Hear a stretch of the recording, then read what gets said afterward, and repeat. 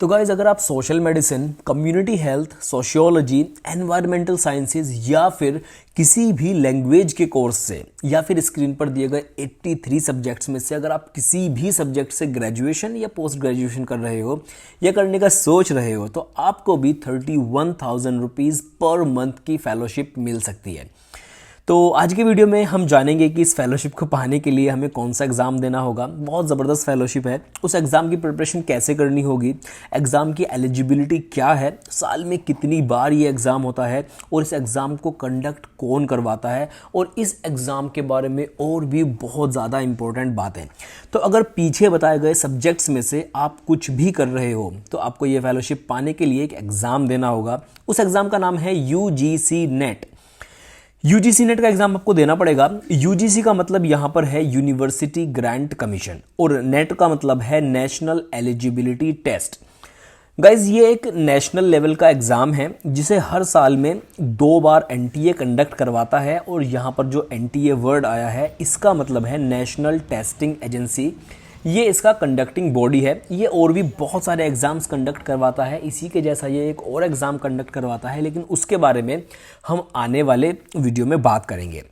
Exam के बारे में ज़्यादा डिटेल जानने से पहले हम यह जानेंगे कि इस यूजीसी नेट की प्रिपरेशन कैसे करनी है ताकि आपको पता रहे जब आप ग्रेजुएशन पोस्ट ग्रेजुएशन कर रहे हैं कि आपके लिए अपने करियर के लिए सही स्टेप क्या होगा।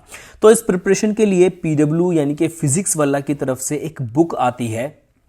इस बुक में आपको यूजीसी नेट के लिए 52 unit wise and topic wise पिछले 15 साल के सॉल्व पेपर्स मिल जाते हैं। साथ में आपको 2700 प्लस क्वेश्चंस भी मिलते हैं। साथ में you can practice latest exam pattern by studying 38 papers from the past 8 sessions since June 2019। और आपको हर एक क्वेश्चन के लिए इस बुक में वेरीफाइड सॉल्यूशंस भी मिलते हैं जिनसे आप अपनी प्रिपरेशन को बेहतर बना सकते हो। And you can stay up to date with the recent development in ICT, environmental studies and relevant policy changes for exams. ये सब कुछ आपको इस बुक में देखने के लिए मिलता है और इस बुक में आपको टॉपिक वेटेज भी देखने के लिए मिलता है हर एक यूनिट के लिए।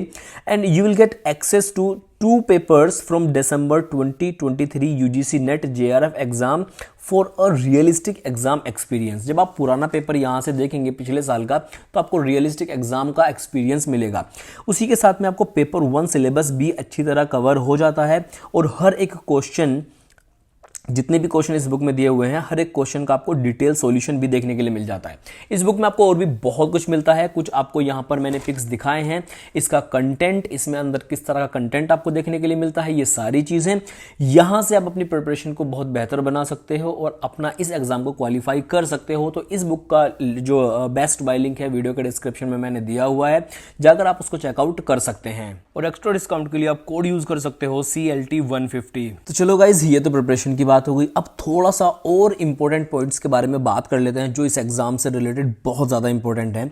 ये एग्जाम साल में 2 बार जून और दिसंबर में कंडक्ट करवाया जाता है। इस एग्जाम के लिए आप UGC नेट NTA की वेबसाइट पर जाकर अपना एप्लीकेशन फॉर्म फिलअप कर सकते हैं, आवेदन कर सकते हैं।